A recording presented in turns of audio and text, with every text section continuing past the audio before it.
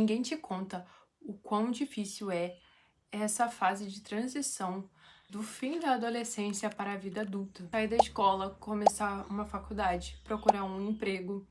É uma fase de muitas dúvidas e muitas incertezas, e especialmente quando a gente não tem direção ou propósito, a gente se sente muito, muito perdida. Mas se eu soubesse o que eu vou te contar aqui, lá no ensino médio, ou assim, quando eu estava saindo da escola, a minha vida teria sido, assim, 100% mais fácil. Meu nome é Gabriela e aqui nesse canal eu compartilho sobre meus estudos, sobre o que eu tô aprendendo, em especial sobre catolicismo, mas também sobre política, sobre história, e também compartilho sobre leituras e livros e rotina. Então já se inscreve aqui no canal para você não perder nenhum vídeo, porque aqui tem vídeo toda semana.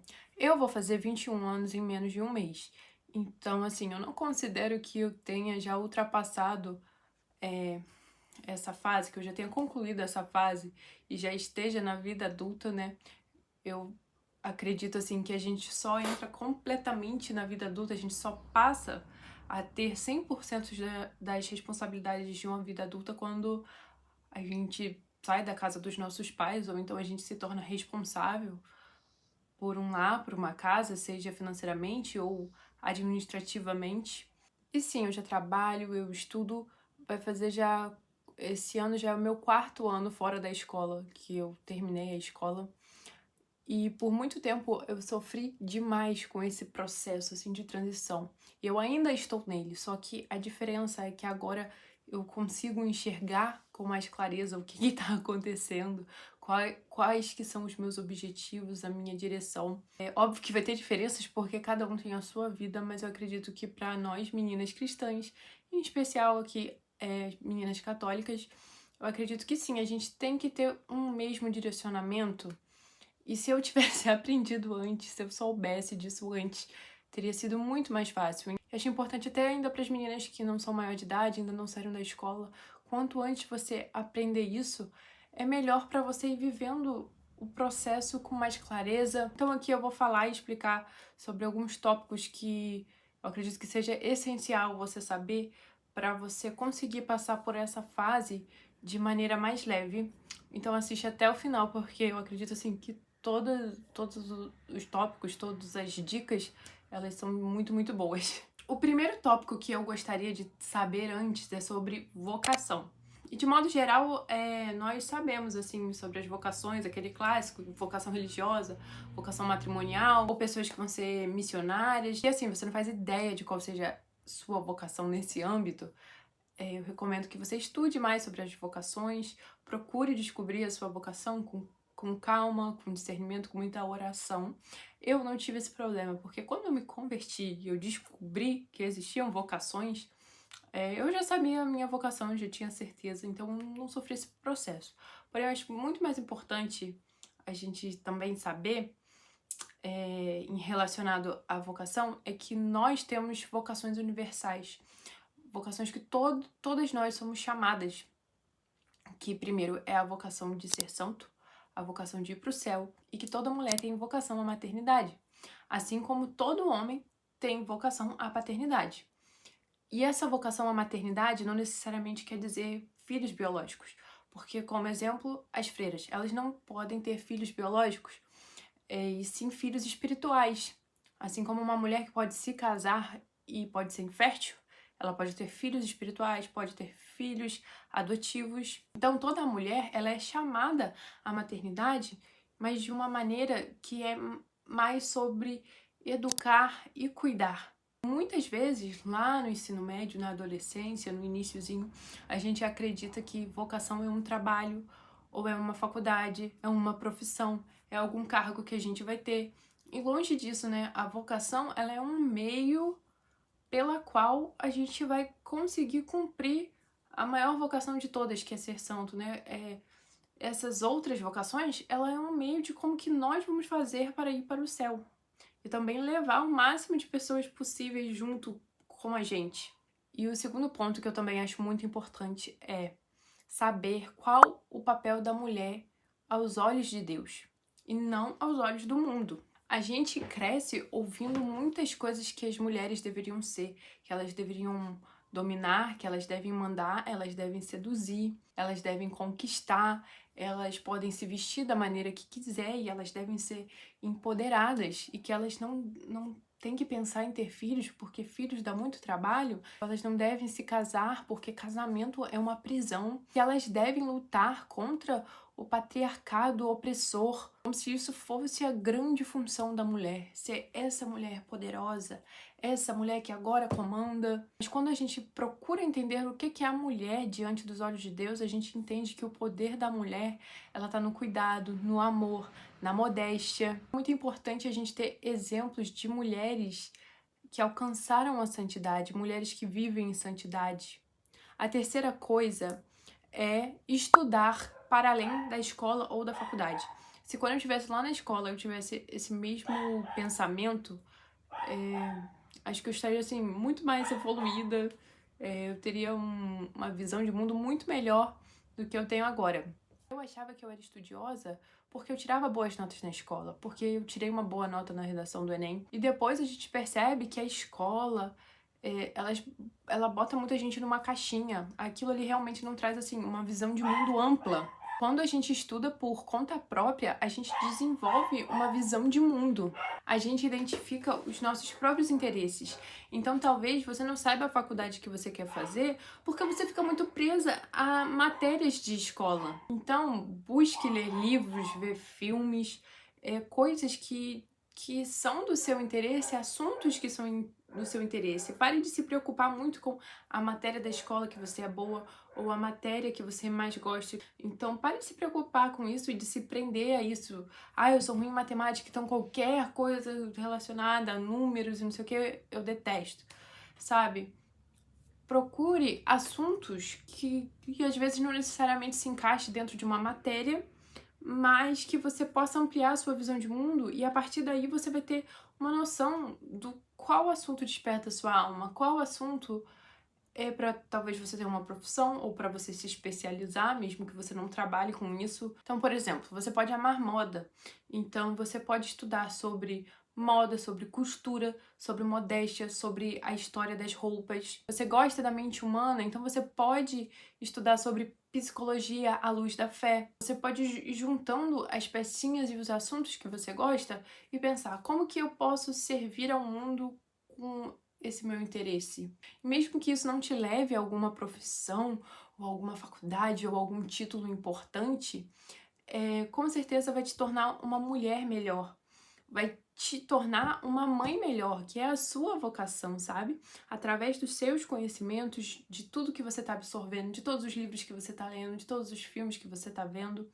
Aqui eu não tô falando sobre aquele estudo que você fica lá fazendo questão, fazendo simulado, sabe? É aquele estudo que vai ampliar a sua visão de mundo e você vai poder educar e cuidar melhor não só de você, mas também das outras pessoas, que está muito relacionado à vocação que a gente falou lá no começo. E o quarto ponto é estudar e trabalhar para a sua vocação. Isso aqui também tá já relacionado, né, a tudo que a gente falou. Porém, aqui eu gostaria de falar um pouquinho mais de como é importante a gente fazer as coisas com propósito. Tem muita menina por aí querendo ser a poderosa. Tem muita menina por aí querendo passar em tal concurso porque ela quer ser doutora, ela quer ser a chefe, a mandona, ela quer ser poderosa. Ela quer ser empresária porque ela quer ter muito dinheiro e ela não vai depender de ninguém pra nada porque ela é muito empoderada. E, gente, não tem nada de errado você em sonhar com uma profissão, em você estudar, em você trabalhar e fazer faculdade. Muito pelo contrário. Se você está nessa fase aí de transição da adolescência para a vida adulta, você não tem filhos, você não tem uma casa para cuidar, você não tem grandes responsabilidades, pelo amor de Deus, vai estudar bastante, vai trabalhar, vai fazer sua vida. Porque você não sabe o dia de amanhã. Talvez você sonhe em se casar, em ser mãe, e o que tá tudo bem também. Não é demérito algum, muito pelo contrário. Só que você também não pode ficar sentada esperando aparecer um príncipe no cavalo branco que vai te transformar em uma trad wife, né? Que agora tá na moda esse termo. Porque você não sabe o dia de amanhã, você não sabe o que vai acontecer. Mesmo que você se case, torne mãe e tudo mais, todo o seu estudo, todo o seu trabalho, tudo que você vai aprender, isso vai te tornar uma esposa e uma mãe muito melhor. Você vai educar os seus filhos melhor, e sem contar que você não sabe o que pode acontecer. Você pode se casar e ficar viúva, e você precisar ter um trabalho. Muitas mulheres que são casadas, são mães, elas não conseguem não trabalhar, o marido delas precisam de ajuda. Você pode simplesmente nunca encontrar uma pessoa para casar, porque não seja da vontade de Deus que você case. Então aproveite o momento, estude, trabalhe o máximo que você puder. E assim, eu acho que vida de estudos é para sempre, sabe? Porque isso é muito importante para a gente desenvolver virtudes, para a gente se santificar, para a gente ajudar o outro também a se santificar. Então, estude, trabalhe, mas sempre alinhado com a vontade de Deus. E não por conta de um ego, por conta de uma vaidade, por conta de vanglória, e sim por uma missão. E por fim, o que eu acho mais importante é viver para a Eucaristia. Por que que eu digo isso? Porque quando nós podemos receber a Eucaristia, significa que nós estamos em estado de graça. E só é possível que a gente faça a vontade de Deus quando nós estamos em estado de graça. Então, vou dar um exemplo. Se você está em um relacionamento que te impede de chegar perto da comunhão, será que esse relacionamento é da vontade de Deus? Óbvio que não, porque a vontade de Deus é que você vá para o céu. Para você ir para o céu, você precisa estar em estado de graça. Então, a Eucaristia, ela é um ótimo termômetro para você saber se a sua vida está alinhada ou não com a vontade de Deus. Se você está em um relacionamento que te afasta da vontade de Deus, ou você muda esse relacionamento, ou você termina. A partir do momento que a gente começa a viver para a Eucaristia, colocar ela no centro de tudo, é o nosso objetivo principal, não importa o que aconteça, tudo que eu tenho que fazer, eu tenho que estar ao máximo me esforçando para poder não perder Jesus Eucarístico. Então, a partir daí, você vai saber que tudo que você está fazendo está debaixo da vontade dele. Mesmo que as coisas saiam do planejado, você vai ficar em paz, você vai ficar com seu coração tranquilo, porque você sabe que você não está desagradando a Deus. Óbvio que a gente nunca vai agradar a Deus plenamente e a gente nem consegue retribuir tudo que ele faz. Porém, é uma ótima maneira da gente compreender se a gente está andando pelo caminho certo ou errado. E a partir daí, as coisas que vão vindo, que vão aparecendo, a gente aceita de bom grado. No sentido de que não é pra gente se desesperar se algo sai do nosso esperado. Então, um outro, assim, conselho é não fique delimitando a sua vida, desenhando a sua vida, como exemplo, vou casar com 24 anos, vou trabalhar em tal lugar, ganhar tal salário. Então, permita que Deus faça as mudanças da sua vida, permita que Deus escolha por você também. Quando você está vivendo sob a vontade dele, as portas vão ir se abrindo e fechando e você vai saber que é tudo com a permissão dele, porque você está fazendo a vontade dele. Não se desespere se as coisas estão saindo fora do seu planejado, se você não está fazendo a faculdade que você queria, se você não passou no concurso que você queria e está aparecendo outras oportunidades que você não esperava. Vá confiando nos planos de Deus, nos sonhos de Deus para você e vá seguindo. Acalma o seu coração, não se desespere, porque ele tá no controle de tudo. E eu sei, eu compreendo que é uma fase muito difícil, são muitas incertezas, a gente não sabe o que vai acontecer em relação ao estudo, em relação ao trabalho, em relação a relacionamentos, a gente fica um pouco perdida.